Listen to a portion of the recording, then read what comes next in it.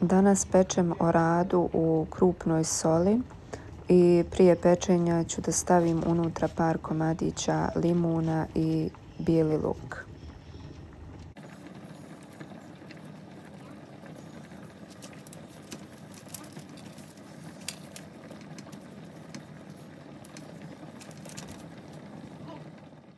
Ovdje imam oko 200 grama krupne soli u koju sam dodala jedan bjelanjak i malo vode.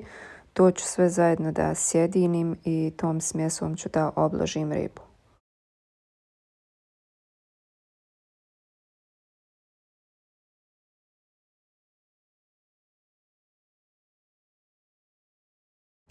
Ribu pečemo na 250 stepeni 45 minuta.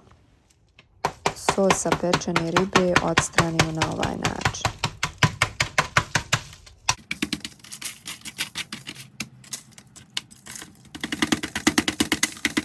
Pečenjem ribe na ovaj način je jednostavnije očistiti ribu, odnosno odstraniti kožicu, ispeče se ujednačeno i samim tim se ne raspada.